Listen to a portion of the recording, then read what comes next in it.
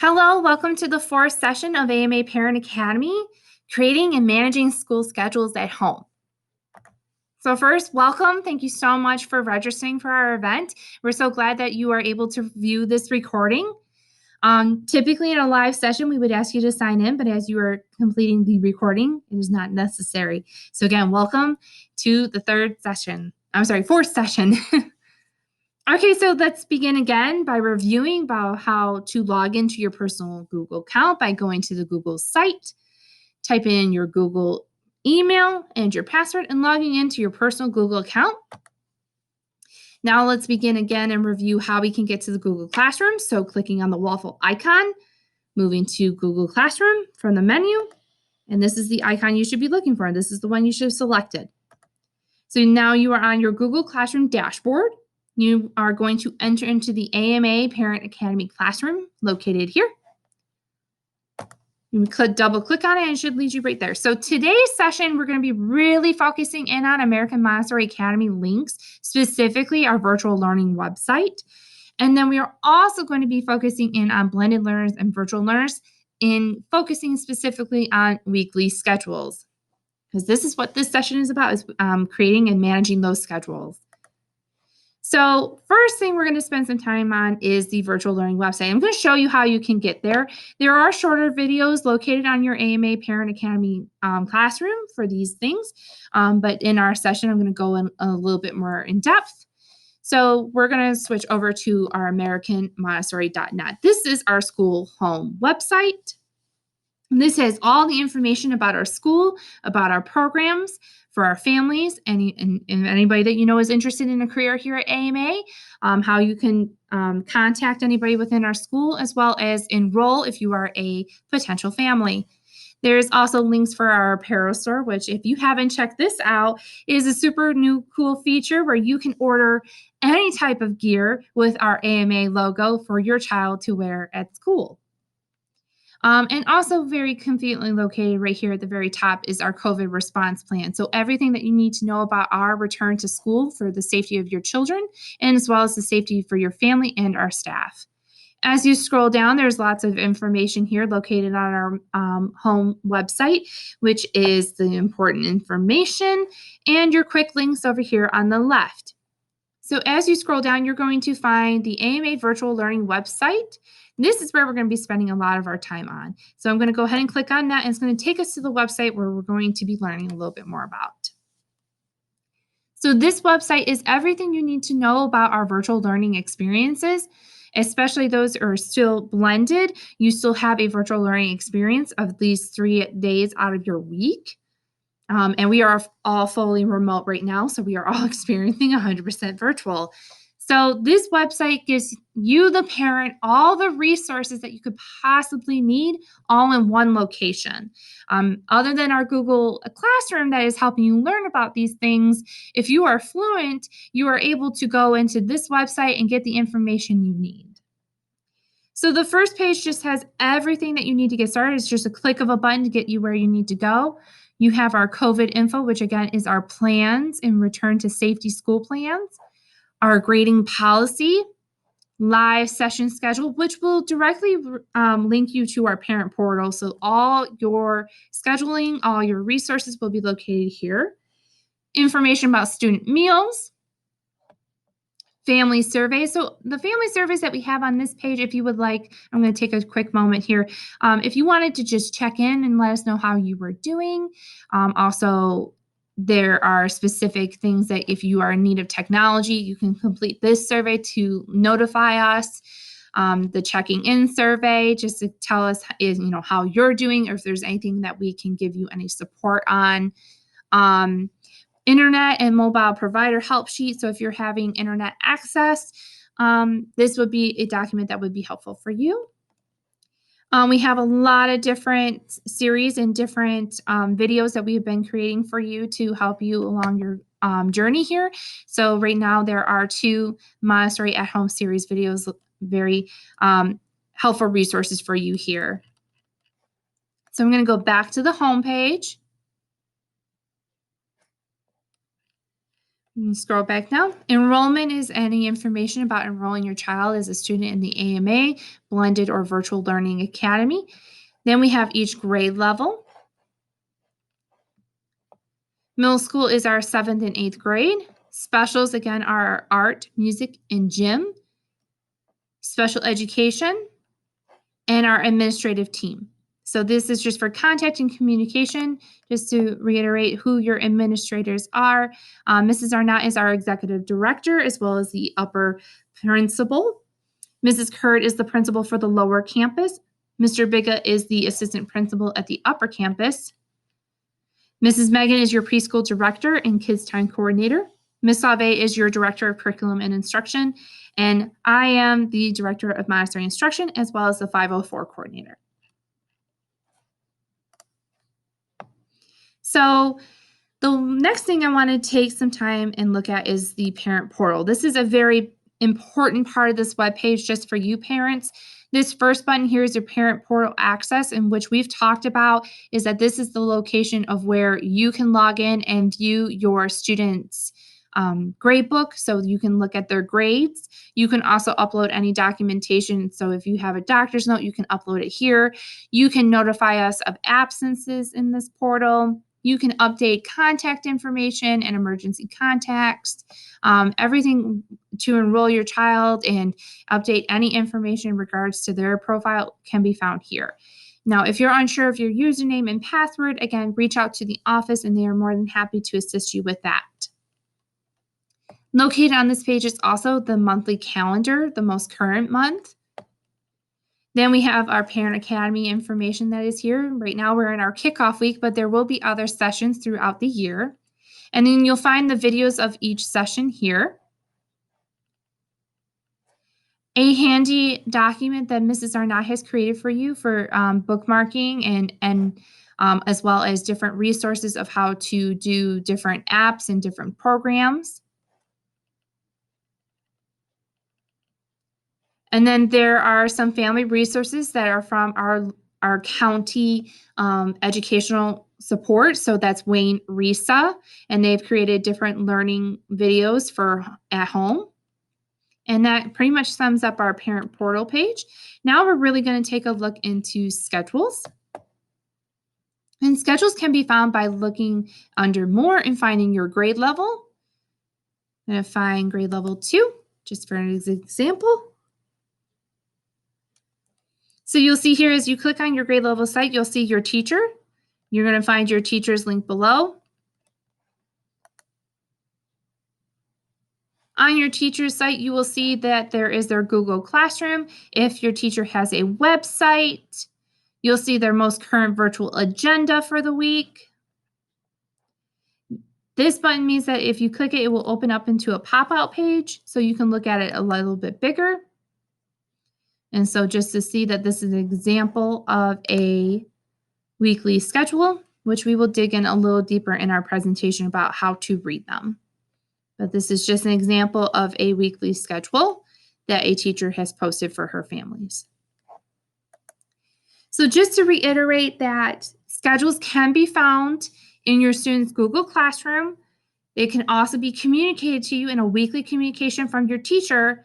But if neither one of those are a location that you are able to find it, you are able to find it here on our virtual learning website. Okay, to move back to our presentation. So again, just to reiterate, the parent portal is the location where it has the link to your PowerSchool parent portal. It has the current monthly calendar. It has postings of videos from our Parent Academy that we have done in-house for you. And there's posting of videos with resource of information for families from Wayne RESA. And then this page will continually be an update of any other parent resource just for you. To review again how to find weekly schedules is by clicking the More drop-down menu, selecting your grade level, finding your teacher, finding the current week, and viewing the schedule. But again, teachers also do post these on their Google Classrooms, and they may be sending them to you in their weekly communications. So Reading the weekly schedules, it definitely depends on what teacher you have. And if you were ever in need of support to learn how to read those schedules, please reach out to your teacher. But generally speaking, there is a consistent schedule that your teacher has provided for you. So it takes that guesswork out for you about what your child should be doing each part of the day. There are live sessions where all the kids need to be on for whole group lessons or whole group instruction. Then there are sessions where they are in a smaller group, which what we do here at AMA is provide instruction at your student's level. So we do that through small group instruction. So when you see that your child is supposed to be online for a small group, it is crucially important that they attend and your teacher sees them so that we can, again, assess and see where they're at with their learning. And the power observation is so important. Being able to look and see if your child understands something or if they're confused about something can be really helpful when they attend the sessions, have their video on, and actively participate. So let's talk a little bit more about learning at home. When we're talking about schedules and maintaining, we first need to realize about a prepared environment. Okay, having a specific area in your home is the necessary first step for an at-home learning experience to establish your routine. It has to be an area that will be consistently used by your child in their learning experience. Some strategies or tips that would be best when you are considering what area to give your child, it would need ample lighting as they are working on a screen. There should be adequate space for writing. So they should be able to be on the computer, have a space for writing if they are taking notes or if they are completing any assignments that require writing. Math problems if they need to work on math problems. So that's important to have adequate space for not only the computer, but also for your child to write. Then there should be adequate space for materials to be on hand. So having pencils, erasers, notebooks, paper, whatever your child needs, it should be on hand so that they're not saying, "Oh, hold on, I need to go get a pencil," or "Hold on, I need to go get an eraser." We want to try and minimize those distractions as much as possible. So again, having those materials on hand or close within that workspace that you're providing your child will be really helpful. And then the last thing is having an available outlet for charging the device that you are using, and making sure that these things stay within the area, they stay there. So it's not a stressful situation for you to try and figure out, well, where is the charger? Where is this? Having it all conveniently located in one place will be helpful for you. And these are just some examples of some learning at home that I have been given by other parents, by my own family members, or what I have seen through social media. Some families have found that it was really helpful to have like a trifold up, especially if you have multiple learners. They have their own little space. You're able to customize this to like your child's, how their personality is, give them their schedule, give them the necessary materials that they'll need for their learning experience. As you can see here, the sky is really the limit. And it's just really about knowing your child and getting to know your child as a learner and giving them what they need in order to be successful. And I'm more than happy if you would like to have a conversation, sprout some ideas. I'm more than happy to have those conversations with you if you would like to run some things by me. But generally speaking, you can see that there's ample space for the student to be working. There's lighting, there's materials on hand. You can see a bunch of schedules are posted for the student to have. Um, I was joking with my parent earlier in my live session that look, they even have a Kleenex box. They've even gone as far as making sure there's Kleenex there, which is very important, as we move into the season where the sniffles are very prevalent. But these are just some great examples. And if you have a great example, please send me a picture. I would love to showcase this in our parent learning sessions as well as our at home series. So, again, learning at home, really the next important step after establishing your workspace is making sure that you're committing to a daily routine. A daily routine is going to be very important to make sure that your student is properly prepared for a school day, even when they're at home. establishing those clear routines at home, such as, your daily grooming, eating a healthy breakfast, it really gets them off to a great start for the school day, just as if they were here in the building. Now, with learning at home, these are some helpful strategies that can help you in your morning routine. These are some things that you may want to consider adding. One is preparing your technology for the start of the day. Allocate about 10, maybe 15 minutes to make sure that the computer is turned on. We are on the Google Meet, like we're ready to click the join now button, or okay, Zoom's all loaded, we're ready to go. So that's one thing you should probably consider doing each morning, is making sure that everything is ready for the start of the day. Checking your email at the start of the day, having your student get into the habit of doing that can be very helpful. Sometimes your teachers or interventionists or your special ed teachers are sending things to your child's email. So it's important just to make sure to check that every day. And then every so often throughout the day, check their email. Then also at the beginning of the day, checking and reviewing your daily schedule, knowing like, okay, what's happening this first thing of the day, really reviewing it so with your child, so that they know that you're on top of it with them, and they will feel that they can be more responsible in their own learning. And then the last suggestion would be reviewing any work in the Google Classroom, whether it was something that you didn't finish yesterday, looking at the work that's going to be assigned today. So just reviewing what's open and available in the Google Classroom, and making sure that you're allocating time to work on those things. When we're talking about lunchtime when learning at home, if you are at home with your child, can be an opportunity for them to have a meaningful discussion with you about their day, so that they can open opportunities for your child to solidify skills that they're working on. Lunchtime at home would be best prepared ahead of time, or can even be packed the night before. It's important to be mindful of your child's schedule if they have online sessions right after lunch. Being on time to sessions is really important, especially those Zoom calls. You got to be on time to be let in. So make sure that you're planning that appropriately with your child. Teaching older children how to pick and choose appropriate lunch. So if there's like frozen meals, knowing how to read the directions on the back, use the microwave, being able to allocate enough time to eat that lunch after it's cooled off properly, and then leaving enough time to clean up the mess, put dishes in the sink as needed, and then still return back to work on time or return back to their school. Eating in front of the screen during sessions, I would strongly discourage this, because as kids are in front of the screen, it can be quite a distraction to them, because they're really more worried or focused on the eating rather than what they're listening and learning in their session. And it also can become a distraction within that learning environment, that other students may want to go and grab something when they should be present in their session. So again, just making sure that eating in front of the screen during sessions is kept to a minimum, if not at all. And in that topic, and considering that, well, I'll just have them turn off their video.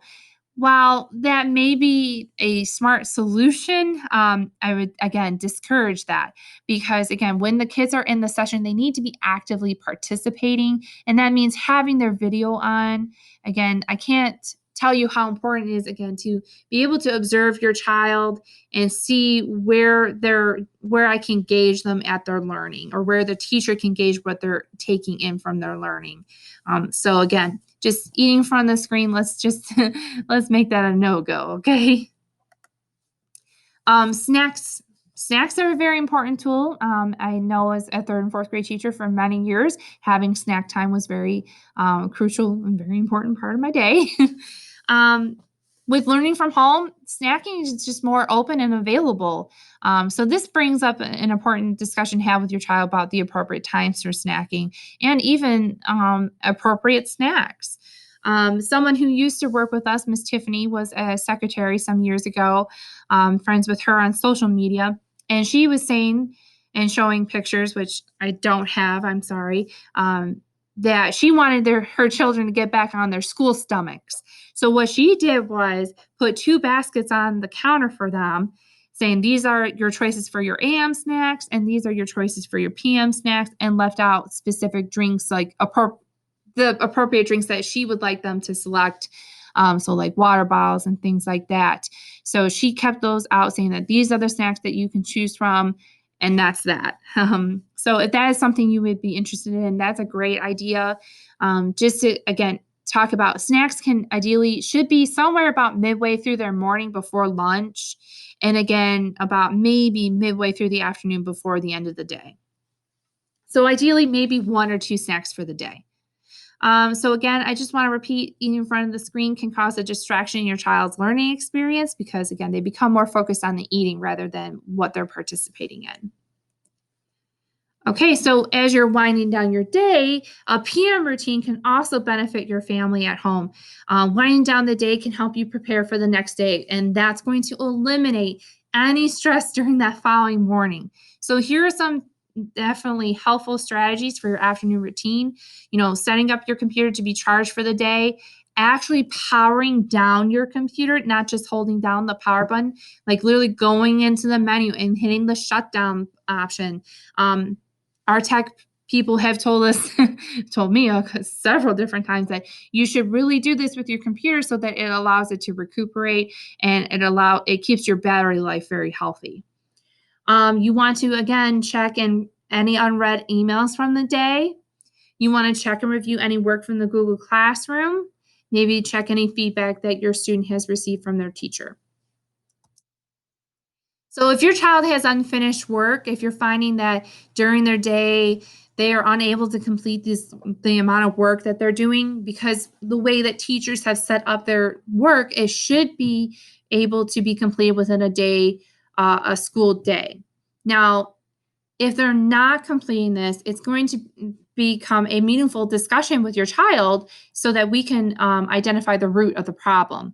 Now, many assignments and tasks, again, are scheduled to be completed within that school day. So if this isn't happening, have this discussion with your child and ask them this question. Do you feel that you do not have enough time during the school day to complete your assignments?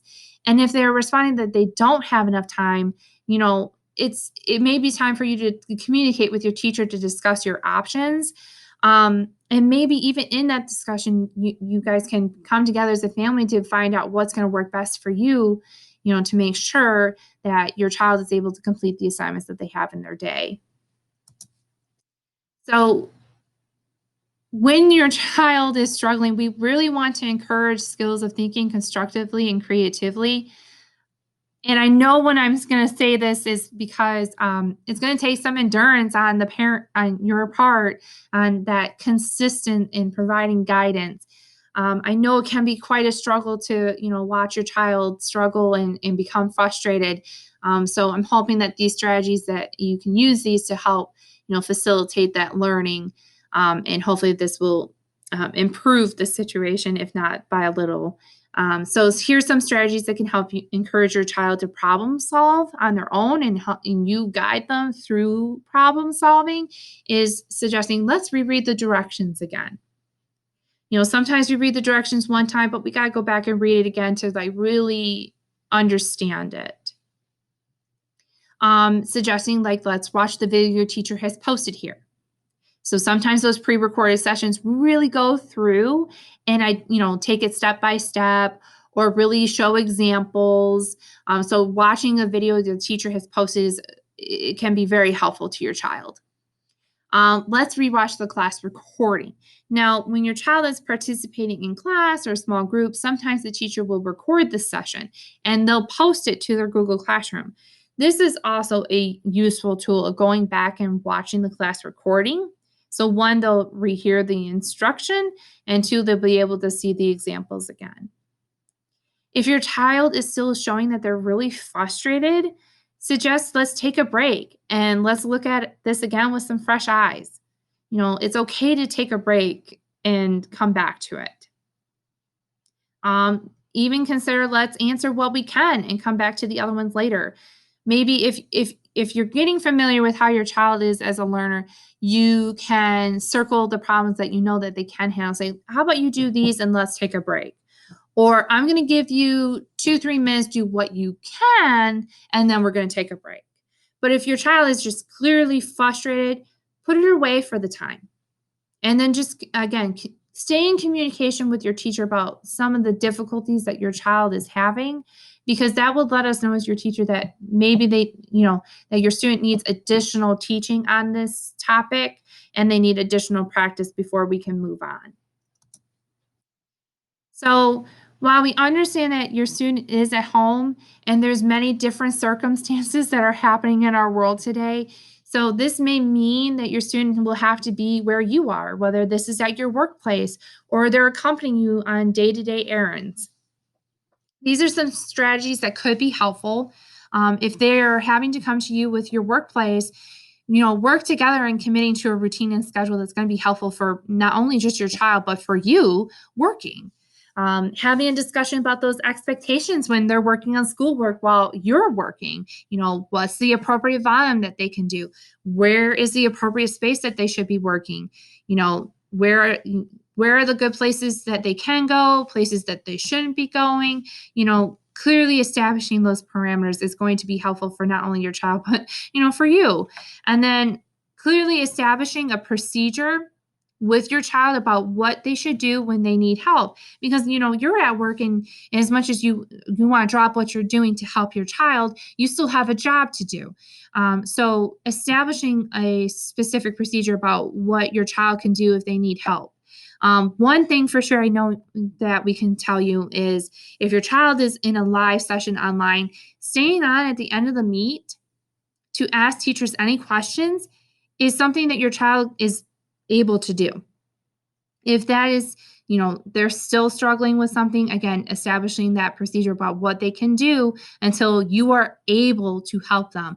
And then that could be something like, okay, when I come back and I check on you, let's see the list of questions that you have. So maybe your child writes down the list of questions or highlights problems saying, I need help with this. They can come back to those problems later when you are able to help them.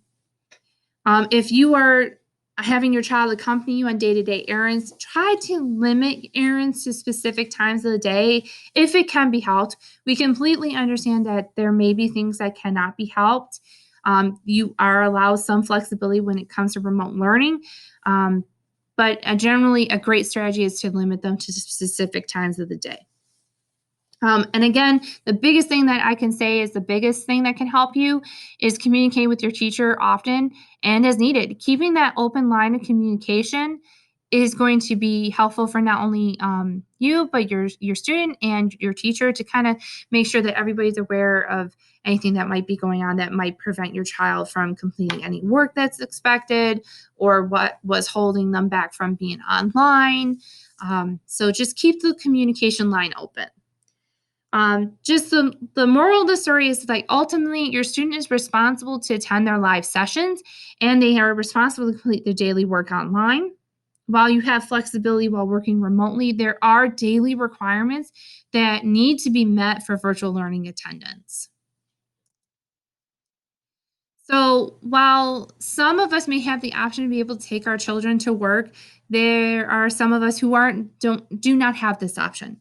So if you are a family that may have your child in a daycare facility, or they are with other family members, we have a couple strategies that may be helpful for you. We understand that there are some daycare facilities that have very specific parameters of what they can help with and what they cannot help with. Maybe sending your child with very written specific instructions is, with pictures if you're able to. The younger your child is, a picture can help. Having usernames and passwords on one sheet for your child. Bookmarking links for your child to click on, like right up here at the top. This is called the bookmark bar. And all you have to do is click on the little star, and it will bring up a bookmark added, and you can find the bookmark bar here by clicking on the down arrow. Creating shortcuts on the desktop for important links. This is a new trick I've actually learned in the past couple weeks, is clicking on the three little dots up here. Hold on one second. Here are the three little dots. Let me turn on my mouse actually so that it will help you. Come on. So again, you're going to click on the three little dots, bring down to more tools, create shortcut. It's going to bring up this create shortcut. So you give it a name. You can click open as a window because once you're done creating, it will just open it up in its own window. You'll hit this blue create button and it will add it as an icon to the desktop of the laptop. And again, keeping communication open by communicating with your teacher often or as needed. Again, just to reiterate, your student is responsible to attend sessions. They should be watching pre-recorded videos, and they should be completing online work. While you have flexibility while working remotely, there are daily requirements that need to be met in order for your child to be marked as a virtual learning for attendance purposes. Some other schedules, tips, and tricks. Tips are just, working together, find your groove, be patient with each other, give yourself some room to breathe. Always know that tomorrow is a new day, it's a clean slate. So even if today was the most crappiest day, tomorrow is a new one. When you're taking a break, get up and get away from the screen. Take screen breaks. Set timers for important meeting times. So if your child has a cell phone or some kind of device that you're able to set alarms, set these so your child knows that, oh, they have 5 or 10 minutes left before the next session, or at 3 o'clock you have a session. So setting timers can be an important tip. Remain calm, even if you're screaming on the inside, just remain calm. Okay. Children tend to reflect what we give them, and they reflect on how we act. So remaining calm as much as possible is a good tip. Some tricks: creating bookmarks, like we've just recently talked about, creating shortcuts on the desktop. The best trick in the book is staying consistent as much as possible. We understand there can be some breaks in the day or breaks in the routine, but if you're as consistent as possible with the routine and following what a normal school day will be, the more successful you may feel. And just provide room to make mistakes and learn from them. It's absolutely okay if you didn't get it right or if it didn't go the way that you were hoping it to, because again, it's always tomorrow and it's always a new day to make even more mistakes. And really, it's just human nature to make mistakes and learn from them. And as I've told kids in my past with learning, if you are not making mistakes, then you are not learning, and I am not doing my job. So if you're learning, then we know that your brain is exercising. So that's my last little tidbit that I'm going to leave you with. And thank you for, again, attending our sessions. This one was creating and managing school schedules at home. If you have any tips to share, please feel free to comment on the video in the video comment section. And then also remember to give feedback on the survey that was sent in your email. Your feedback is very important to us. It's going to help us to identify further sessions that will give you assistance. And thank you so much again. Have a wonderful evening.